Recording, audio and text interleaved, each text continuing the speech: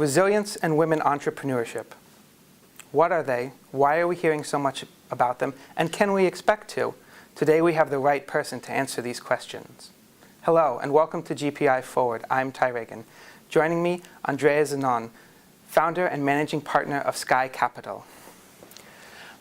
What exactly is resilience to you? Resilience is the ability of a city, a country, a system to absorb a shock and recover from it. It's one of these catchy phrases that often is used in the natural hazards and the climate resilience space. I've been the regional coordinator for the World Bank, for the resilience team in the Middle East and North Africa for the last 8 years.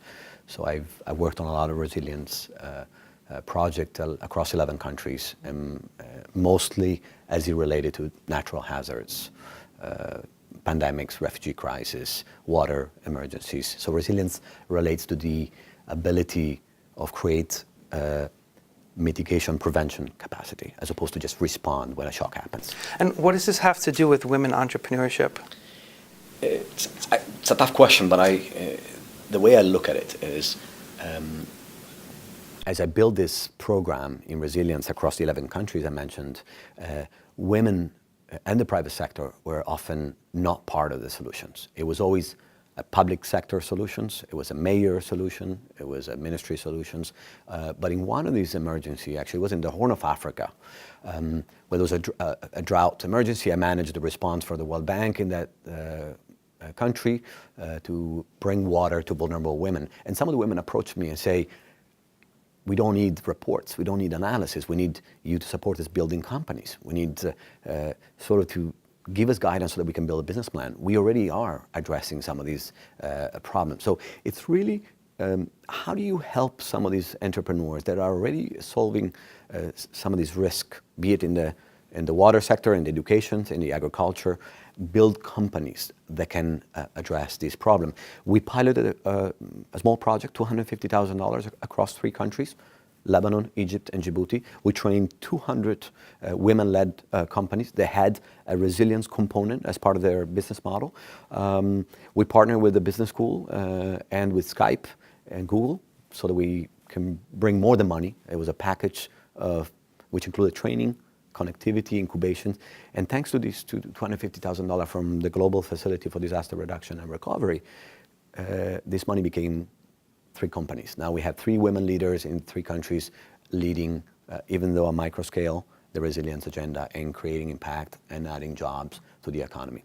That's what I think resilience and entrepreneurship have.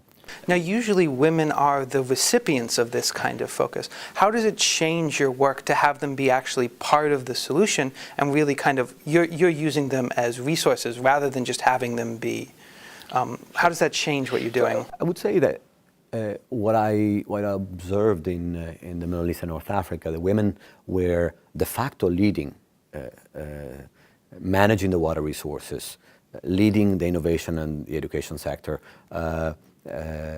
pioneering new ways to bring drip water agriculture in drought-prone countries, but then they were not maybe sitting at the table at the time of the decision making, at the time of the design of a project, at the time of signing an agreement. So I think this shift represents, I think, a global trend, moving away from analysis, investing in action and concrete results, which can be brought to market in 90 days, not in a year, at a costly price. Now, speaking of a focus on action, what in your experience are just a few of the things that you would focus on to help achieve these results you're looking for? Sure.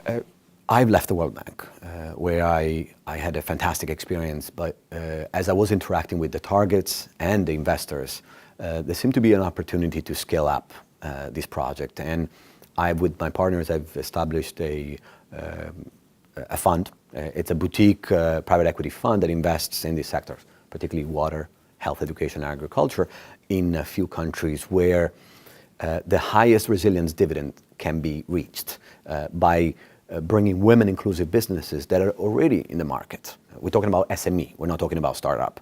We're talking about companies that can scale up their efforts with an injection of capital and expertise that can help export and scale up their results. So I really expect more funds will, in a way, partner with the development partners to go after the social impacts opportunities, which right now are predominantly led by international organizations and the public sector. So an infusion of capital should help some of these women-led businesses really begin to play not just a larger role, but a more appropriate role, and maybe help some of these countries begin to build and work on these problems that are facing them and address some of this resiliency. Absolutely. Thank you for joining us. For GPI Forward, I'm Ty Reagan. Please subscribe to our YouTube channel for more videos.